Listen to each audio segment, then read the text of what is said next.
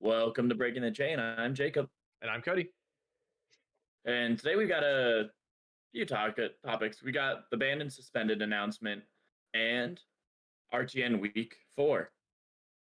Starting off, with the banned and suspended, I had forgot it was coming out. I kind of felt like it was coming, or I was thinking about it, but I Yeah, didn't realize it was coming out today or yeah. yesterday. I think someone mentioned in the Colorado Discord that it was happening soon. But besides that, I didn't even realize we were having a BNR come up. So that definitely was a bit of a shock to me. Yeah, and there was a lot more change than I thought there was gonna be. I thought they were gonna do the classic LSS, fat, formats are healthy, looks good. Yep, no And I mean, they changes. kind of did that with CC, but it still has a lot of room to grow into the format. So Mhm. it's hard to imagine. Like Yeah, with speaking towards, sorry, go ahead. no, I was agreeing with you that with the Viserai recent living legend, there's no need for bans at the moment because we have no idea if anything's going to be too strong, right? We can't tell yet. Mhm. So that's as expected. Um, but yeah, sorry, go ahead. Sorry, and I was gonna say you see with the RTN that sneak peek, Aurora did really well, but it could just be Yeah. people jumping over from Viserai and a lot of adapting and flow through the meta. So it'll be interesting through the next week. And speaking of the next banned and suspended announcements, actually in May on the 27th. So that's only a month, 2 months away, which I feel is a lot sooner than normally we have it. Yeah, I don't know what the typical BNR cycle is. So that is when is nationals again? Is it middle of June? Oh, that's right before Nationals because Nationals is June 6th. June 6th. So it's wait, when you say it was May 26th, so May 27th, so 27th, 2 weeks so before less than 2 Nationals. weeks before nationals, we're gonna get a BNR. Oh, yeah. Potentially a very impactful BNR, potentially a no changes BNR. Kind of just depends.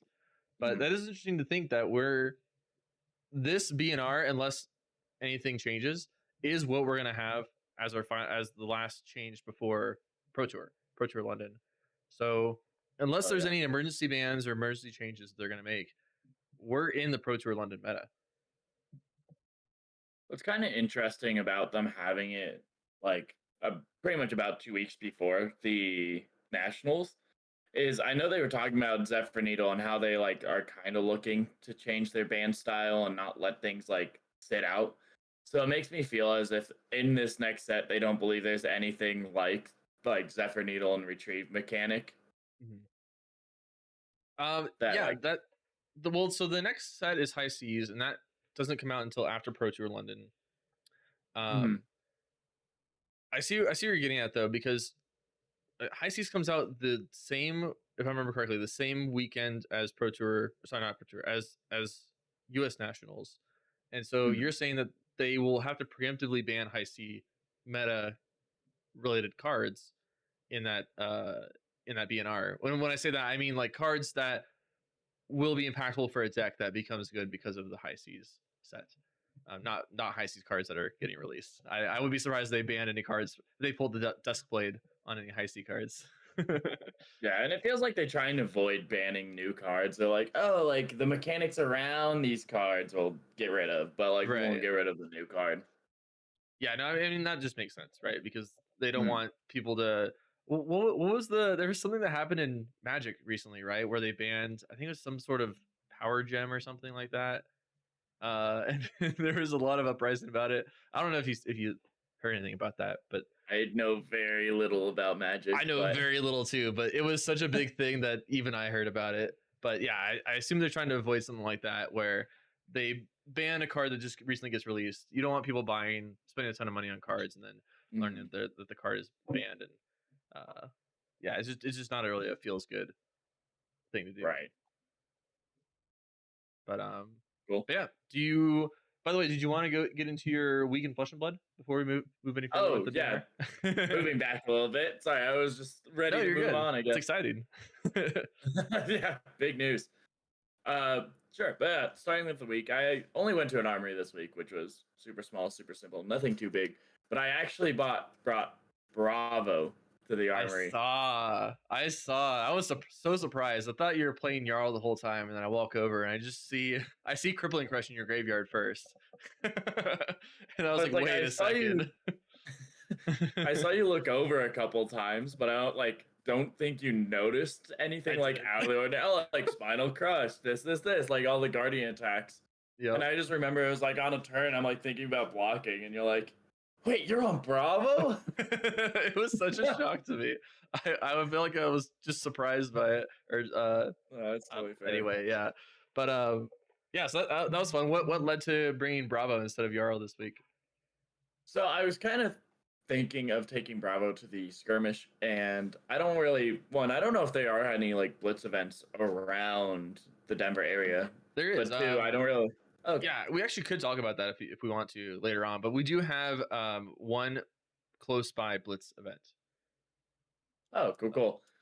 It's hard for me also to make more events, but it's like I'll have to see if I can try and make it. But I took a blitz deck I had and just like added 3 ofs of my 2 ofs and my 2 ofs I made 1 ofs. Mm. And I just wanted to test the deck to like at least I know it's not an exact science and not exactly, but just see how it feels. So that's why I'm like, okay, I'm gonna put Jarl aside for a week and just I don't know, test Bravo, see how he feels, make sure this deck actually like makes sense, and I'm not crazy by like, oh, putting this random card in here to maybe perhaps do something. Yeah, your So limit it's testing, if you will. yeah, pretty much. So I upgraded it to CC, and it felt amazing. Nice. Yeah, that's surprising that Bravo is feeling so good. I feel like he's fallen off a lot lately. I don't. In fact, I don't know if he even got any RTN Got wins. one RTN He win. got one RTN win. Okay, so he got an I RTN win. imagine on a CYB list. I do see that now. Yeah, one win. So why do you imagine a CYB list? Is that actually like a strong game plan for Bravo? It's stronger just because it explores a different avenue into the meta with like fatigue and all that. Mm. And I think it kind of like uses, I would assume it's a rampart list with CYB, so it's trying to fatigue out decks because that's kind of where like Guardian is transferred. It might be like a normal Bravo, but normal Bravo and CC is like weaker Victor, which is unfortunate. Yeah, he has his specializations, but outside of that, the dominate just hasn't been all that relevant lately. There's Yeah. a lot of armor block in the format right now. There's Enigma that just has ward, and there's the other prevention effects. Some pretty good D reacts in the form of we have Shelter of the Storm now. It's just yeah, dominate has lost its luster lately, hasn't it? Yeah, there's just so much to get around Dominate. And it's like you can still play around it. And it's kind of weird because we're actually moving back to a point where there's like less armor block, especially with like Syndra and the ninjas and like assassins actually have really low armor block. So we're going back around, which like actually I think is really good for Bravo. But Right. it's just like interesting because it's like the ebb and flow of armor. So it's like it was really fun sitting down at the armory because like I had a lot of open avenues to play this hero.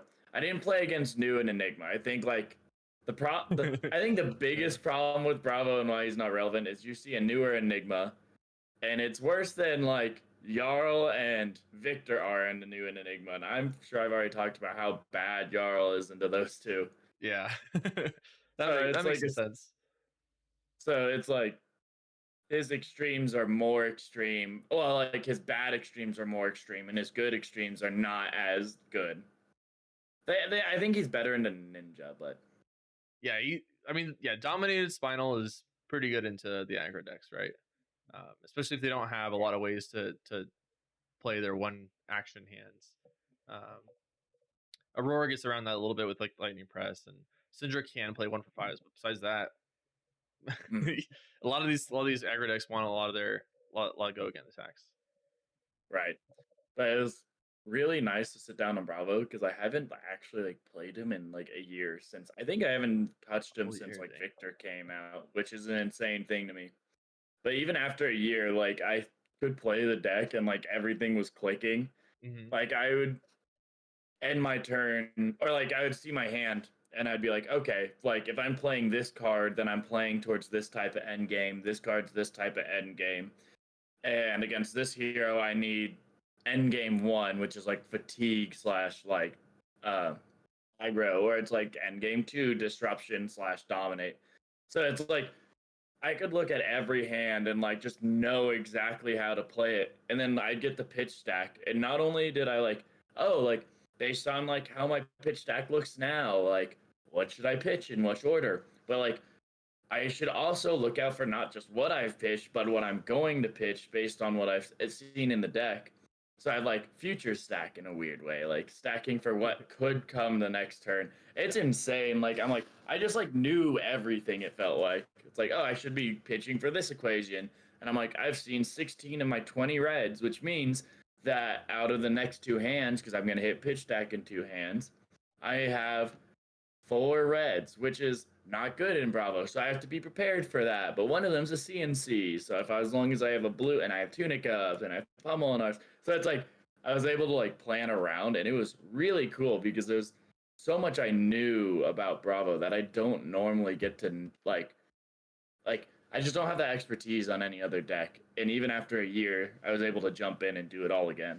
Right. Yeah, no, that it's always nice going back to basically going back home. You know, you walk in, Mhm. you smell the familiar smells, and you sit on your favorite couch, sinks in exactly how you remember it. You just play your comfy hero, right? It's nice to be able Exactly. to do that. And I'll get into that later, but that's why I'm potentially getting more interested in Living Legend. But yeah, we'll talk about the Living Legend format with the BNR. Oh yeah, totally. But What yeah, about for your my weekend, Fab? yeah, my week, similar, actually the same armory as you. Played, I actually also switched it up this week. I played Azalea, so we were both playing Dominate heroes, but didn't get to play against each other this time. Um, I just kind of felt like switching it up a little bit. Maybe after last week getting kind of destroyed by a Jarl player the previous week, while I was playing Dash IO. I just kind of wanted to keep it fresh and try out Azalea for the first time in a while, and she's definitely fun. I understand why she hasn't been performing all that well in this format. You're just kind of doing the same things you've always been doing. The deck hasn't really changed at all. The most you can really do with the deck is change out some of your tech arrows, like run hamstring shots or fatigue shots or sleep darts and different variations of those. That's pretty much the most you can do with the deck. Some equipment considerations as well, and just the format has just kind of gotten really fast, and you'd think that would help Azalea, but it's fast but also efficient. And it's like Syndra, while very very much hurt by Red and Ledger, you gotta have to find your Red and Ledger really quick, or else Syndra is just gonna start getting so much value off of you not being able to block very well. So a lot of fun deck to play. We'll have to see if High Seas has Rangers to make her fit back into the format in the future. Um, but that was my week in Flesh and Blood, was playing, doing some good old gambling on the top of the deck. Yeah, it's like interesting to see. Like, it feels like Azalea has so much strength in her because, like, oh, you lace with Blood Raw, like a 0 for 5, into a Dominate arrow that reduces your action points. But so much of her deck like blocks too. And like, I did see you playing an assassin matchup, and I definitely saw like I leaned over and watched a couple turns, and like you threw disruption, or they threw disruption at you, and you just kind of like couldn't really deal with Yeah, it. yeah. I was playing against Slippy, and that was actually my first time playing against the deck. I've watched people play a little bit of it, but I never played against it. And yeah, the blocking in that against that deck is definitely a little odd. I was not used to it yet. I knew not to block Case of Death, and so I didn't do that, and I didn't get punished because I think both times he threw it, he had the Tarantula Toxin in his hand. But outside of that, sometimes like they would throw an attack and it would just all of a sudden be a bonds for 12 or 15, and it's like, what are you gonna do about it? It's so um hard with Flippy because you're like, is it go again? Is it tall? Like, yeah, what avenue are we going down? yeah, and I definitely made some mistakes blocking that I could have potentially changed the outcome of the game in, but I did end up losing, mostly to the consistent disruption, and I was blocking a little incorrectly. But matchup was cool. Slippy looks like a lot of fun to play. I have to say, there's just like a lot of modality, and like you said, like will they go wide? Will they go tall? Will they do a very sneaky swap out with mantle or anything? There's a lot of fun little options there. Um, but yeah, that was my week in Flesh and Blood. Do you want to talk about the BNR a little further? Oh yeah, jumping right back into it. Where So do we I think leave off?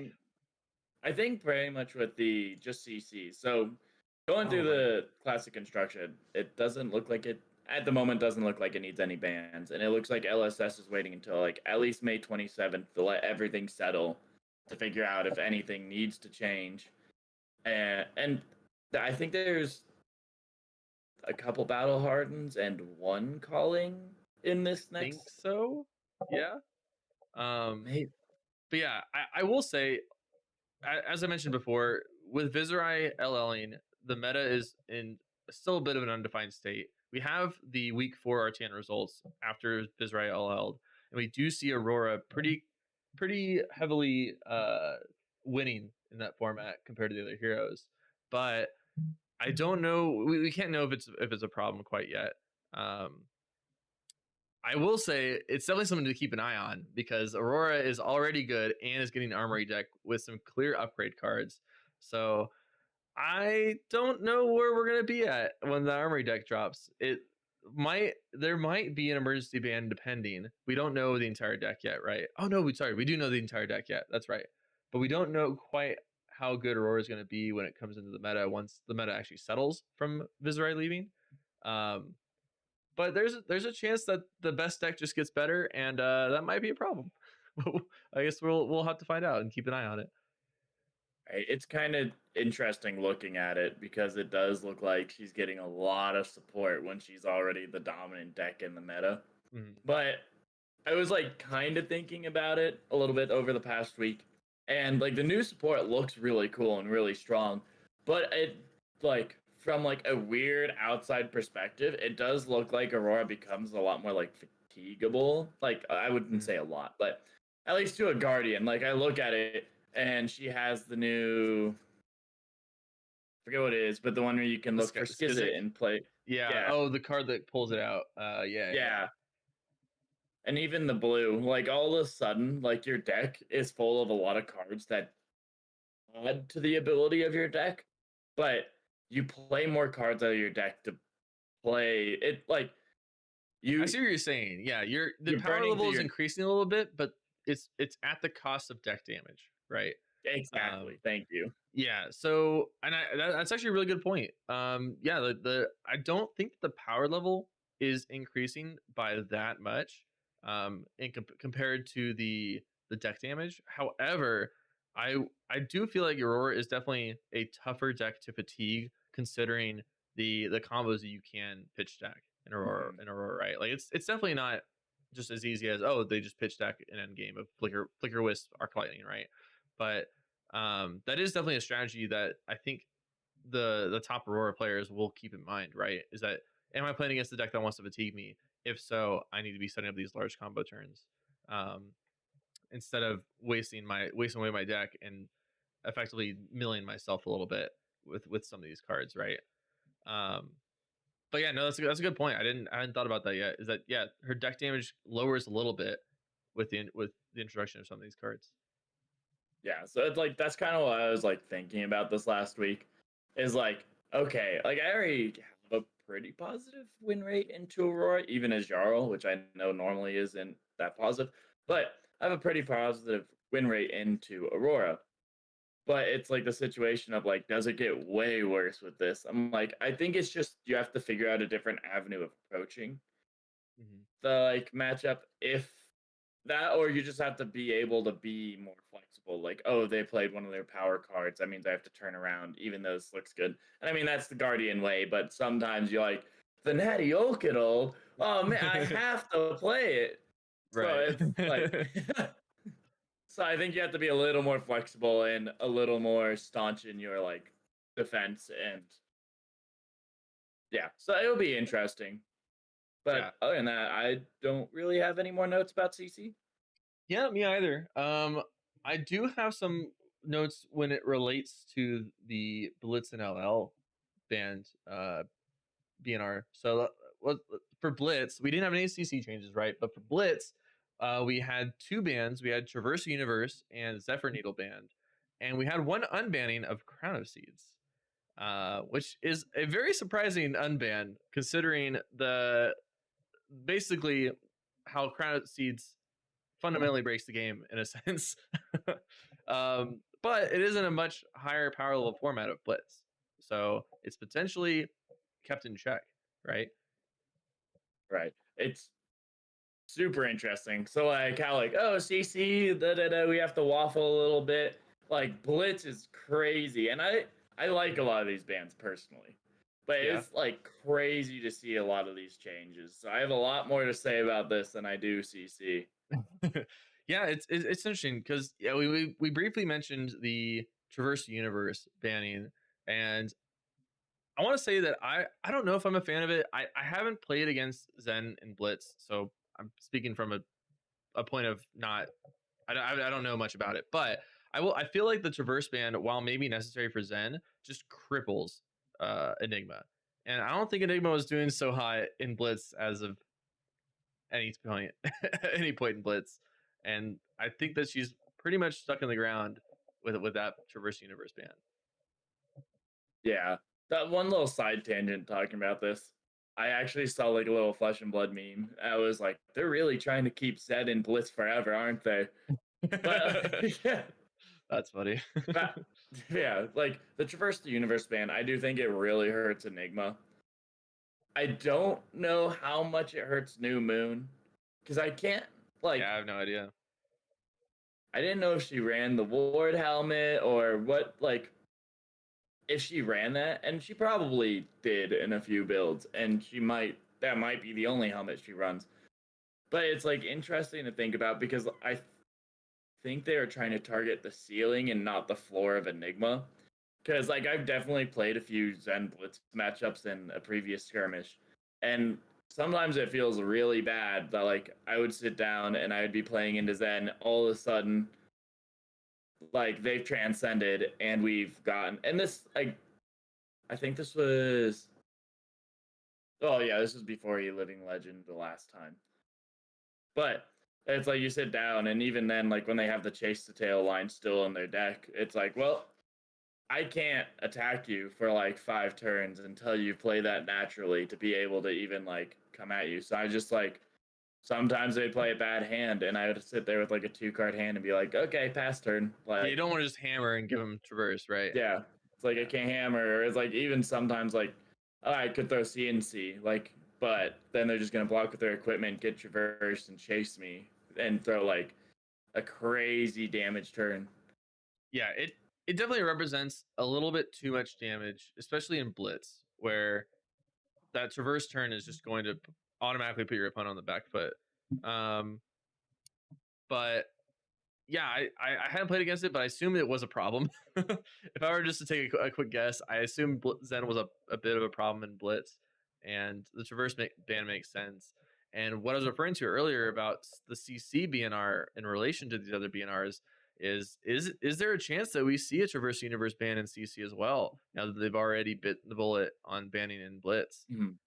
I mean, people have been I talking about it for a while now. right. I think it is like one of the strongest helmets in the game. Mhm. Like and like I remember when Traverse came out, and people are like, compared to Crown of Seeds, how strong is Traverse? Is it like a Crown of Seeds level card? Is it more than Crown of Seeds?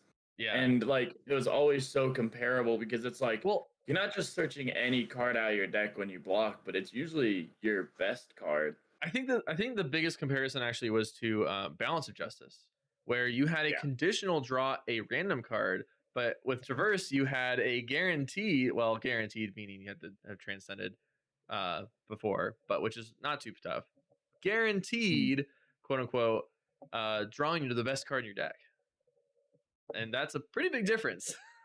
There's a very big difference. Yeah. And and then like another thing, like they do talk about the uh Traverse the Universe ban in the article. Oh And yeah. it's not like too big, but it is definitely the idea that like the downside of Traverse the Universe is it's just a 2 block helmet when you haven't transcended. Mm. But when 1/4 of your deck, or right around 1/4, it's 9 out of 40, so a little bit less. But when 1/4 of your deck is transcend cards, the downside is very mitigated for a 20 life format. Yeah. So it makes it like there is no real downside, while the upside is like really crazy.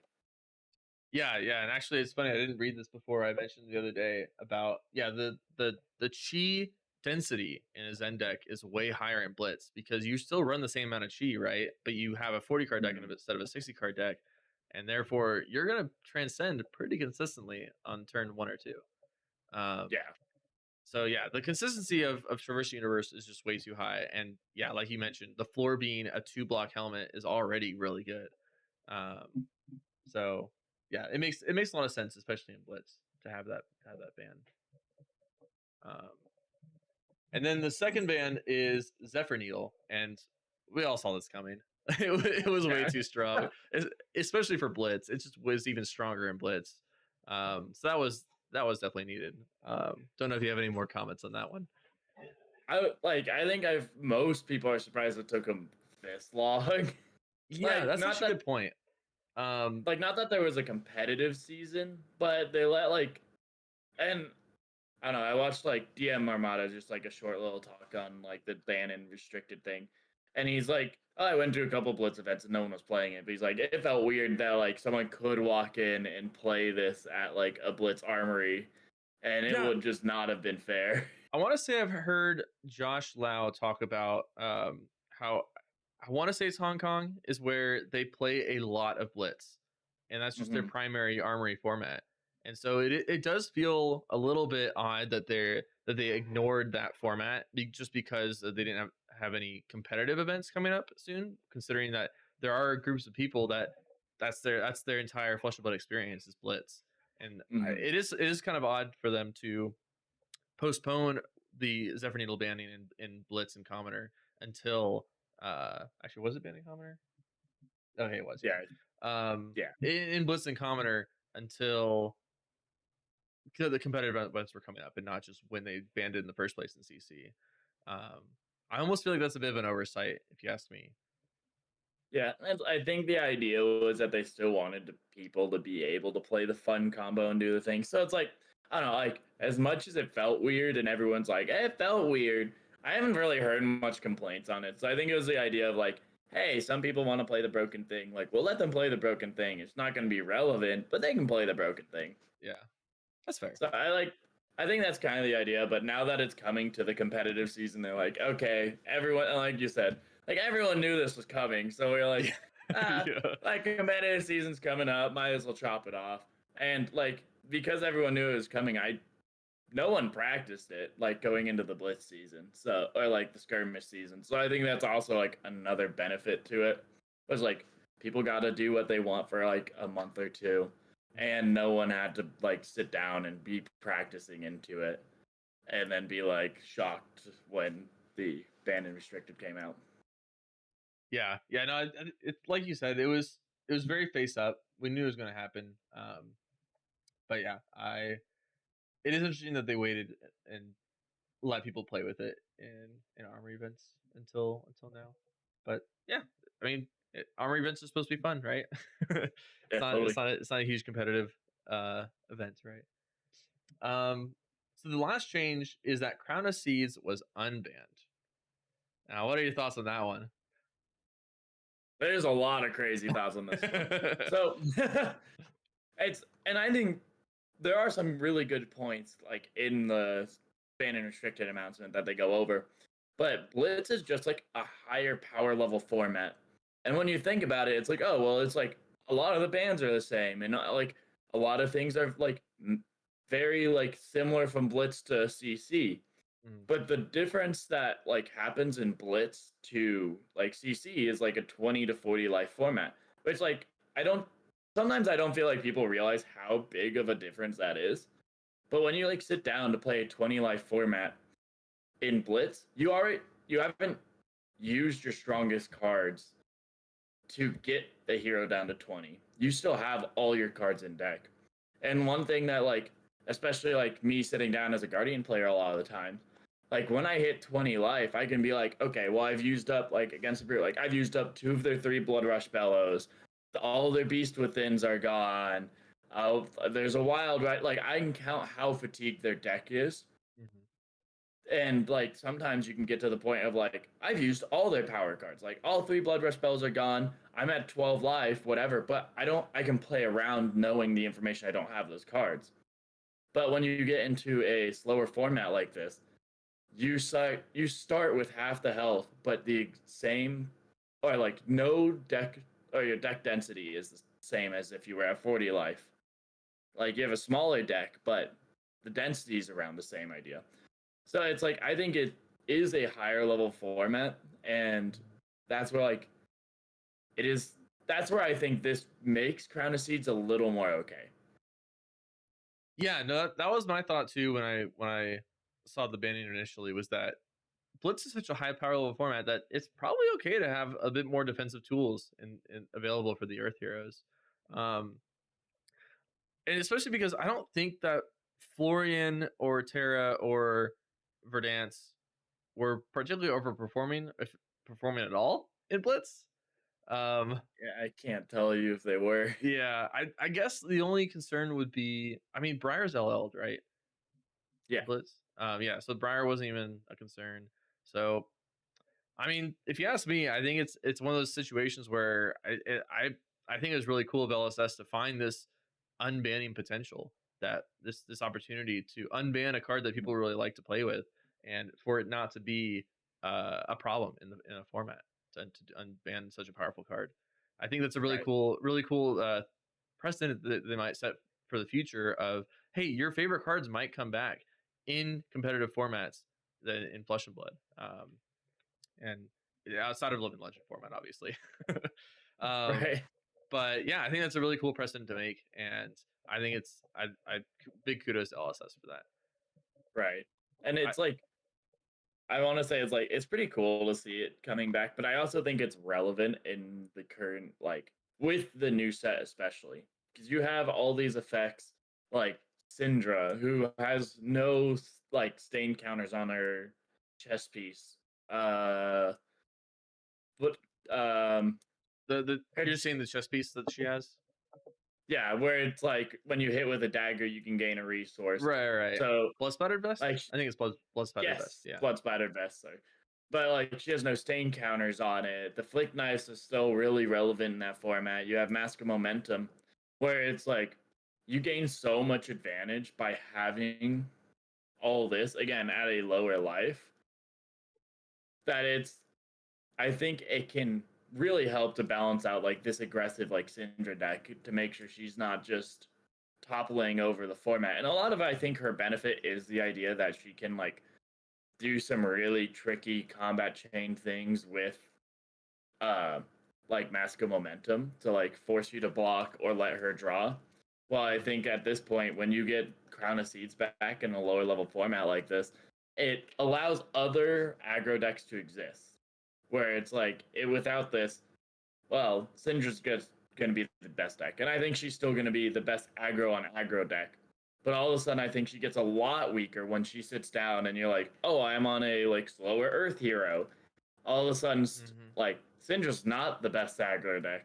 At that point, like you could almost like prefer Fi because I don't I might be wrong in this. I think he's more anti-fatigable, but it's like Probably say so, but it's definitely tough because Crown of Siege is so good in fatiguing that that's fair.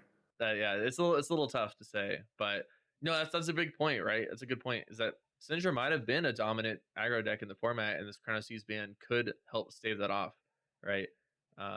For especially for some heroes that would not have been able to deal with her otherwise.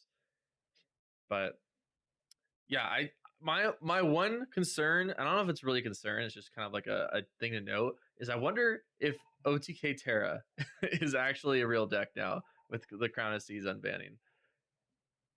It's I mean, I think that's really cool, I but would think it's cool. I'm yeah, not particularly invested in the skirmish format for the upcoming skirmish format, but if I was, I don't think I'd be too mad about losing to 100 and some odd damage from Terra. Right. It's interesting because like I think it's going to be interesting to see this update. We will have to see how strong it ends up being, and if one, it subdues a lot of the aggro decks, which I think like they even talk about how a lot of development has gone like to the like offensive oriented decks in recent times. Mhm. So a lot of the defensive decks, especially in Blitz, have been outshone recently. So it allows them to kind of step back into the format and be relevant to the meta. So one, it'll be interesting to see if offensive decks still really overpower the format. Two, it will be really interesting to see if defensive decks with Crown of Seeds end up taking over the format. Yeah. Yeah, I think that even if it does, I might have lost you there.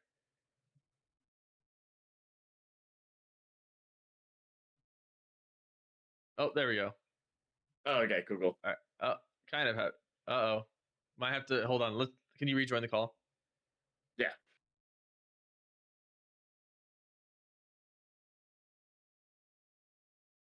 Okay, yeah, your audio was unsynced before, so it should be good now. Okay, okay, cool, cool. All right, sorry about that, everybody. But yeah, so I don't know. I think that'll be fine. I do think that slow, like fatigue and blitz, is a very counterable strategy because you can set up for a lot of decks can set up for some really strong power turns, and that's a lot more impactful when you only have to do it a couple times versus multiple times in CC to break through the defenses, right?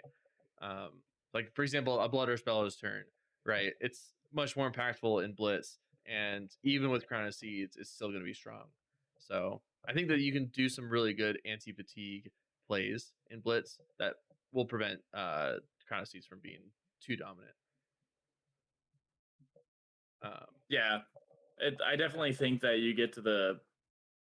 Sorry, I definitely think that it helps to try and like mitigate some of those like weird aggressive decks, which I think Syndra is.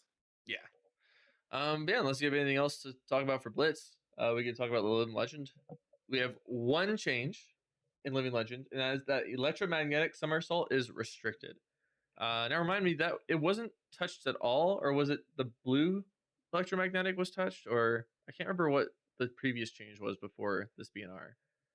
So there was no restrictions at all Okay.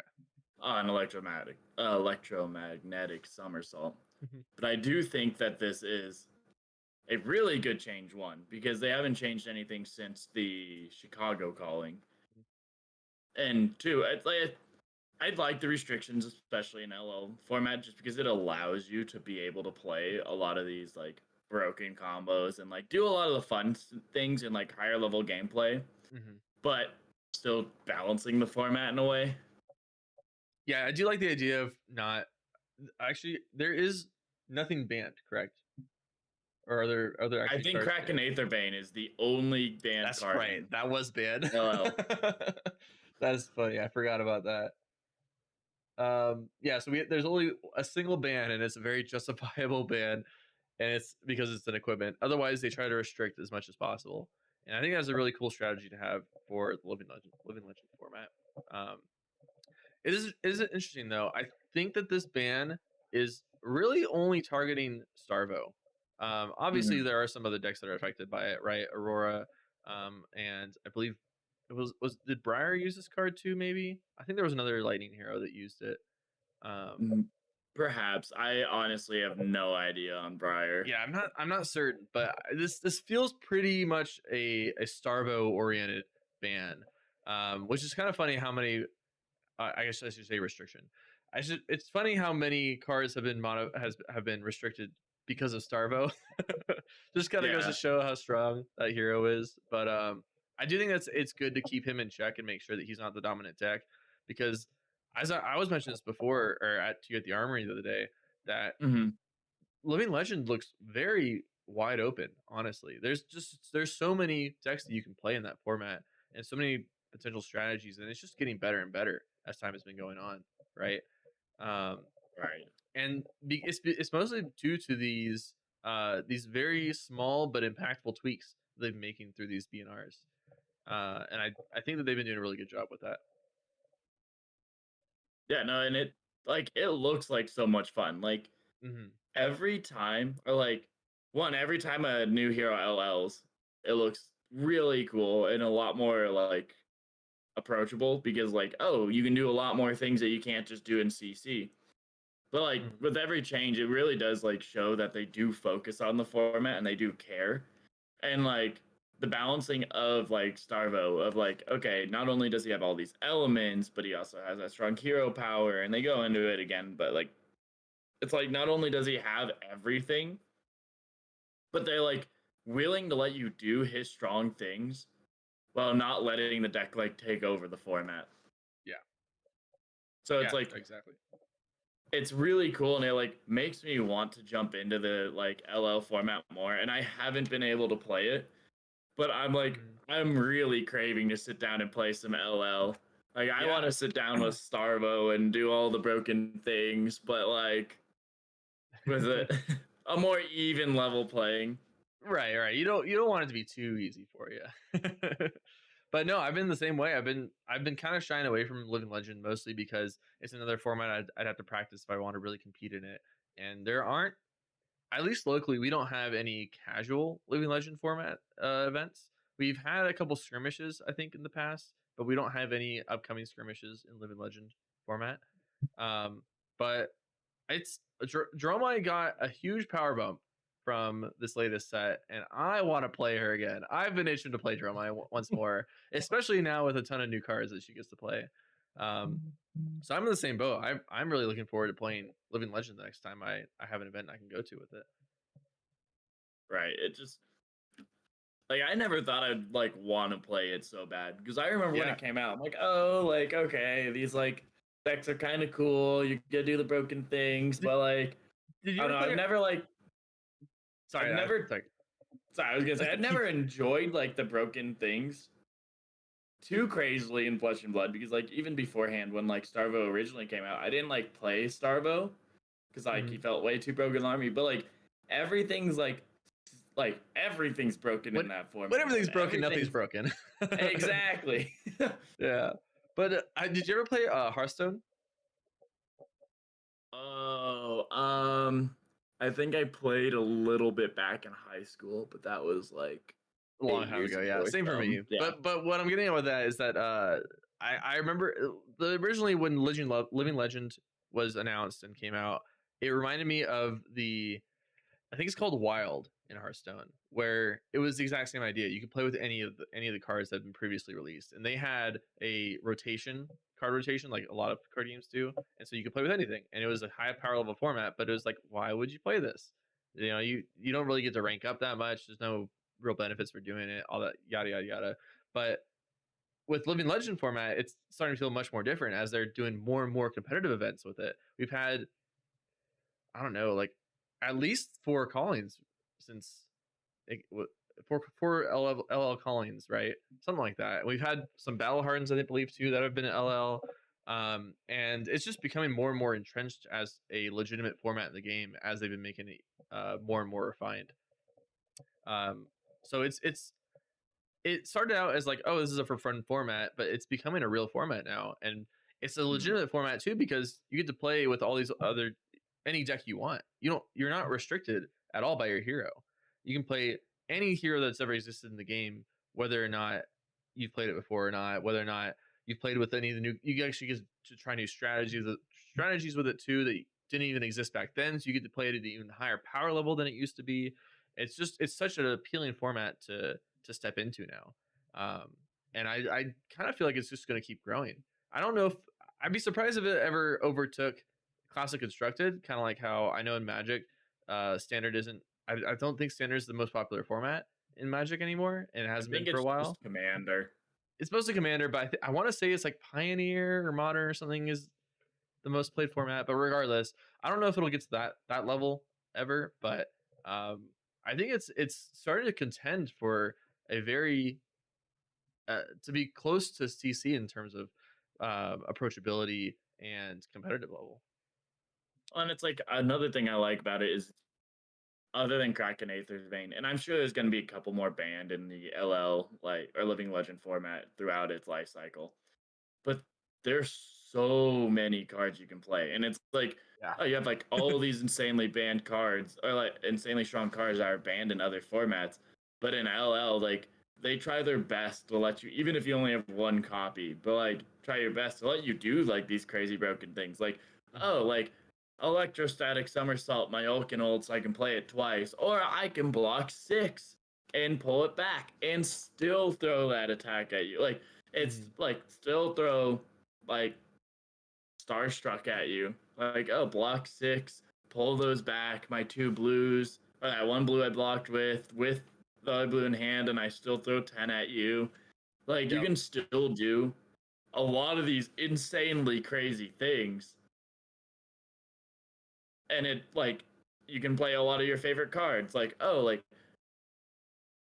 what's a good example that not that I don't think this is like an amazing example, but like Awakening. Like if someone Mhm. like really loved Awakening and the idea of like, I really love just pulling a Pulverize and playing it for free, but obviously you can't do that in Classic Constructed. It's just not balanced for that, and Yeah. it's like it's a different game. But it's like Mhm. being able to do that in like LL like once, like even in a few once in a few games. Like some people really love that, and I think it's really approachable to be like, I love this card. Like uh Yeah. Skeletor, the chess piece, which is like, and people are always arguing for it to come back into CC, which I think it's insanely broken in CC. But Yeah. like, you can go down and you can play with your favorite chess piece in LL and like do all these fun, crazy things because it's so open and everything. Like we said, like when everything's broken, nothing's broken in a Yeah, yeah, and fun yeah, kind of like you way. said, it's like you get to do the fun thing. Like CC is very good for competitive because it's balanced and everything is at a certain expected power level. But sometimes you just want to play the fun thing. You just want to click buttons and do a lot of damage, right? Like, Living Legend Mm, gives that outlet to just push the boundaries of what these decks can accomplish. So yeah, yes. I long tangent from the BNR, but Living Legend is looking really fun. Is the summary of what I'm thinking of it. It's looking Uh, better and better, and I think the more people's favorite heroes from the past get significantly upgraded by new sets that weren't designed for them, but they get benefited directly from, like Drumai, the more people are going to gravitate to playing that format, and it's just going to keep growing for that reason. and one last thing I want to say is that I might have iterated on this, but it also feels really cool because it feels like a different format. Where originally it Yes. felt like just CC plus, now Yeah, it that's a feels good point. like it feels different because you have so many different strategies now. Where it's like OTK Viserai like wasn't really a strategy, like because Skeletor's gone, but now it is. Starvo's its own deck. Dromai's still there. Like all these broken cards make for all these different strategies that just don't exist in Flesh and Blood anymore in like the CC format. Yeah, no, very good point. Very good point. Um, but yeah, and then finally we have the commoner changes. We have 3 bannings and 1 unbanning. We have Rosetta Thorn banned, Waning Moon banned, Zephyr Needle banned, and Ball Lightning unbanned. So that is 3 weapon bannings, which is actually pretty interesting. I unfortunately did not get to play a ton of commoner format lately. I did prepare a deck for the Portland Calling back in November, but I didn't end up getting to play it. Um, but my understanding was that I believe it was Icelander. The main decks were Icelander dash IE, and what was the Chain, Chain was also a good one, but I think he already had a ban or something that made him a little bit worse. was Um, it old him? Enigma. Enigma's the one I was thinking Oh of. yeah, yeah. Those seem to be like the top decks of the format. And so it's interesting to see that they have addressed the rune blades a little bit with the Rosetta Thorn ban. They addressed Icelander with the Waning Moon ban. They preemptively addressed Ninja with the Zephyr Needle ban, which is obviously a pretty good move to do. Um, but they didn't touch Enigma at all. And I know that she wasn't putting up a ton of results in Commoner, but the deck is very strong. I don't know how much you know about the Commoner Enigma deck, um, but basically it runs Reality Refractor, which is the 2 cost weapon attack where you attack with a ward for base 5 power, and all of a sudden you get to play which one is it? Spectral manifestations. The red spectral manifestations, which is if you don't have Mhm. an aura, you can create a spectral shield and put 3+1 counters on it, and you get to swing.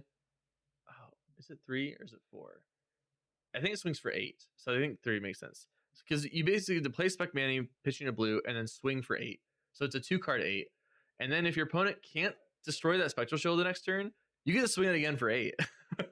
And you run the chess piece. So I think it's Blossom of Spring, so you get to crack it for 8 damage effectively. You get to block with 4 cards and then crack your chess piece and swing with your ward for 8. So you just get some extreme value out of this Reality Refractor weapon in that deck, and it was mostly kept in check by, I believe, Dash, because it would just kill you and present way more damage than you could block, so you couldn't protect your ward very well.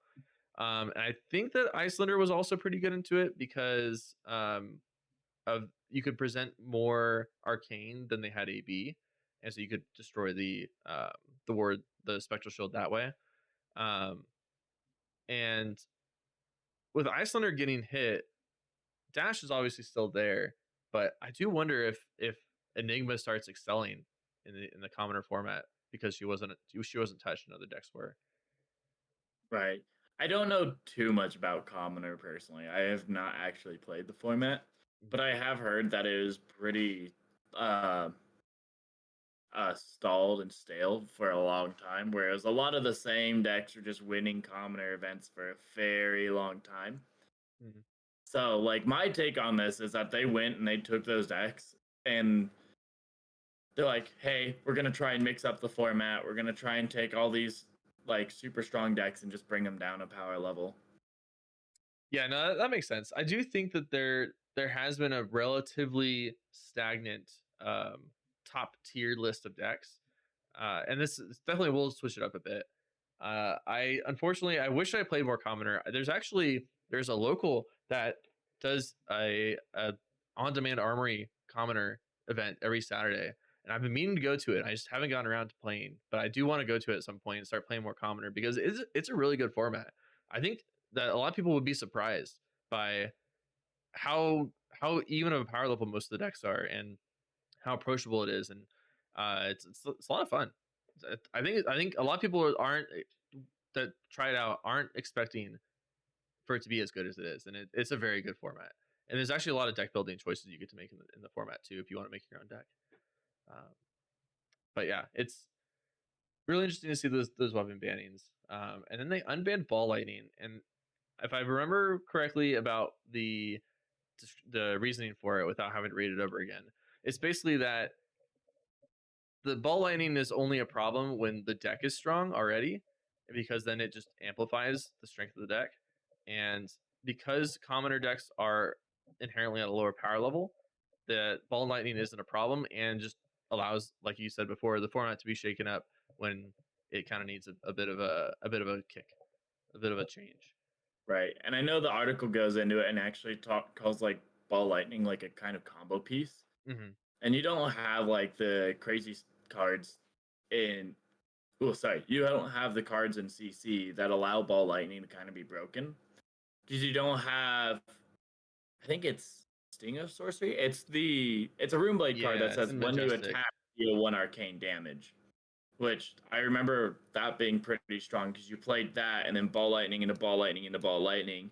And with how the damage would work, arcane damage is like dealt and then you prevent it afterwards. So it'd be like, it was really weird how that mechanic worked. But I remember like you sting a sorcery Ball Lightning and it would be 2 arcane, 3 physical.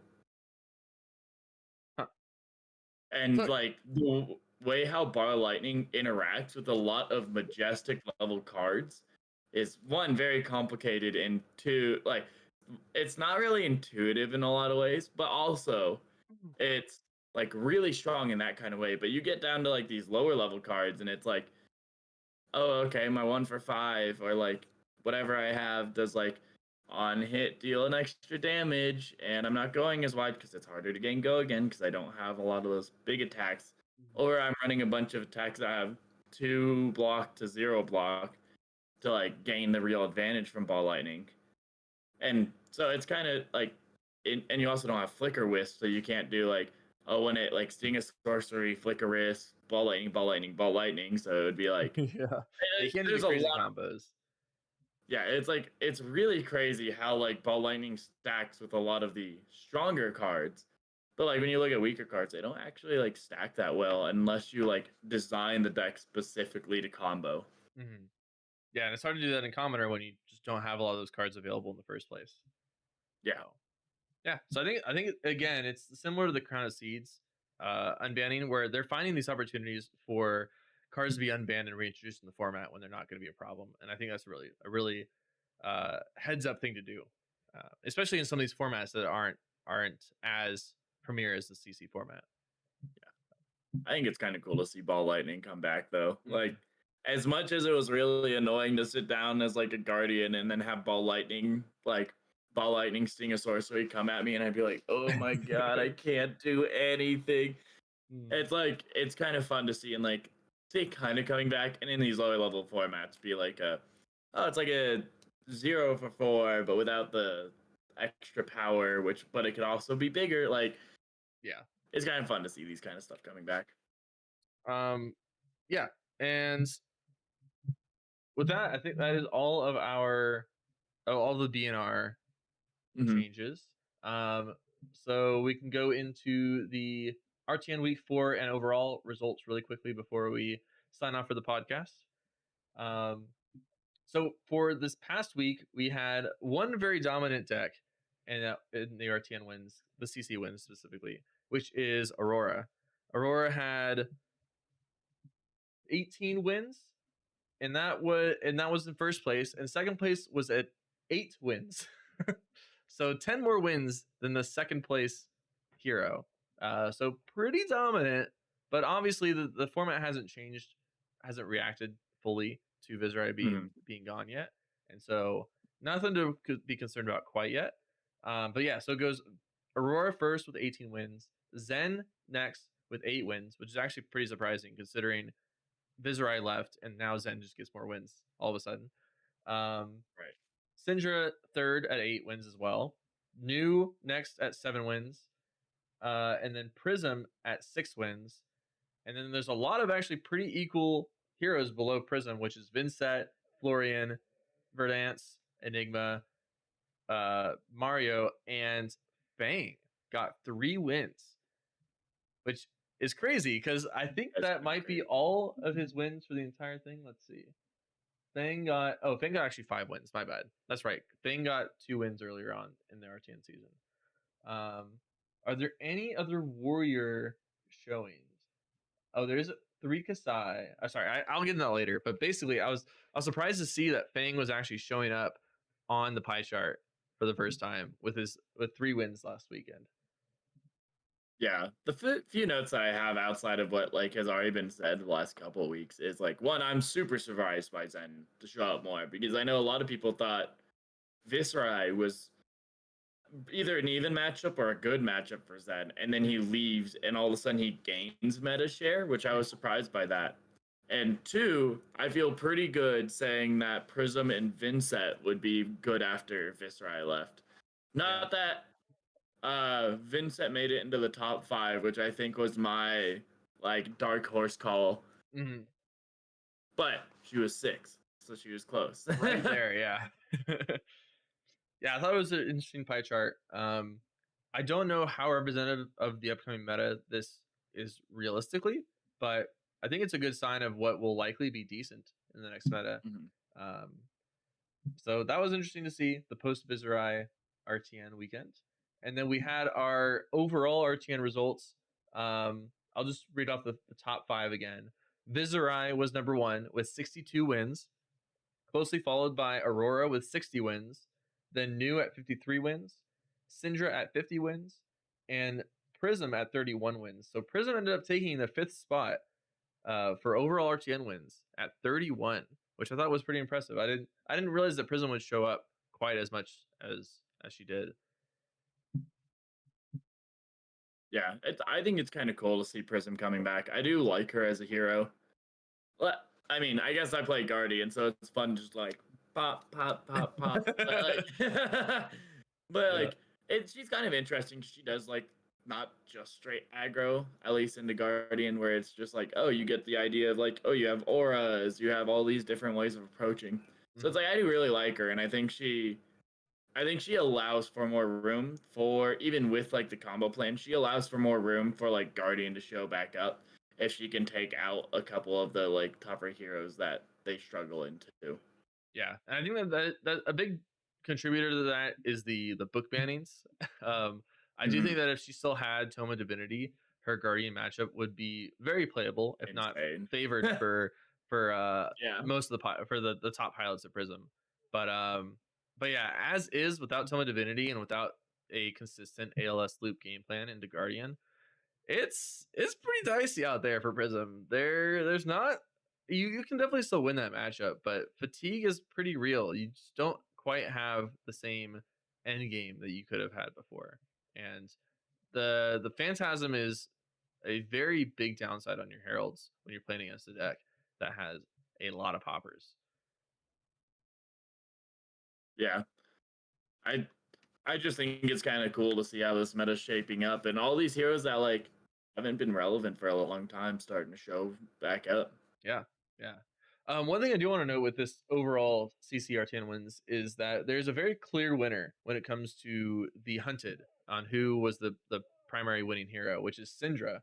Um, but outside of Fang, Rakti's also showing up here pretty heavily. I mean, I should say Mario because Slippy is also one of the quote unquote new heroes that came out in the hunted.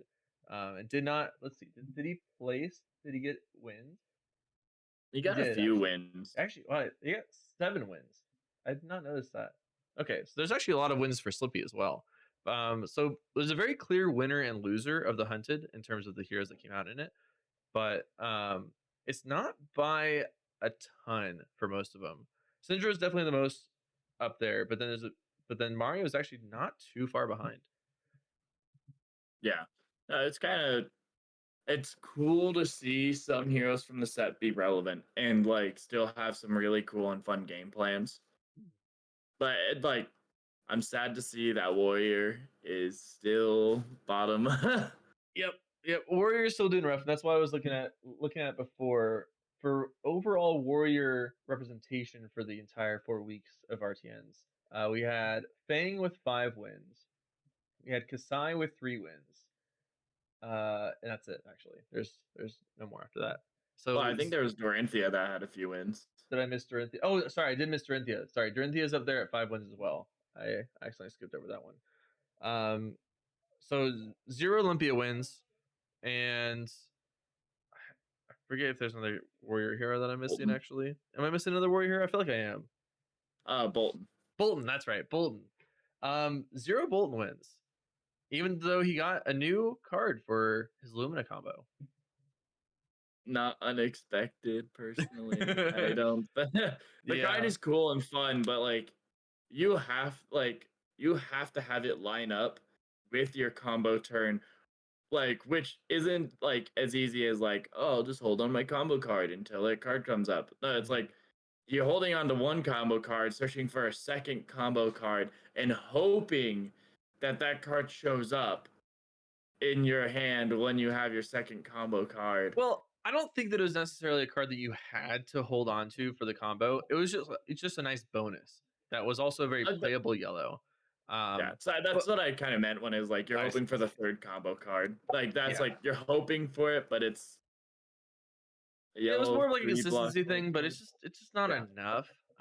Clearly, for a hero not to get a single win, there's got to be some real fundamental problems, and we've already known that about Bolton. But I'm surprised to see 0 wins coming from yeah. the light warrior hero.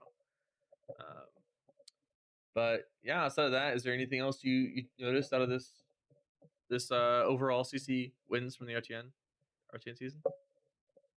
I wouldn't say there's anything like unexpected, at least personally. I think a lot of it is starting to be like expected and kind of like level out. It's just I'm interested to see how decks evolve to like tackle Aurora to try and help like level out the format again. Yeah, that's something we'll have to keep an eye on. Is does the meta react to Aurora being the dominant hero? I do think that we'll definitely see a response to it, um, but we'll see how it changes too whenever she gets some new cards in the next month. Um, yeah, with that being said, we'll leave our viewers with a question, which is, were there any changes that you were hoping to see in the BNR that didn't happen, or do you have any comments on the BNR that we didn't cover?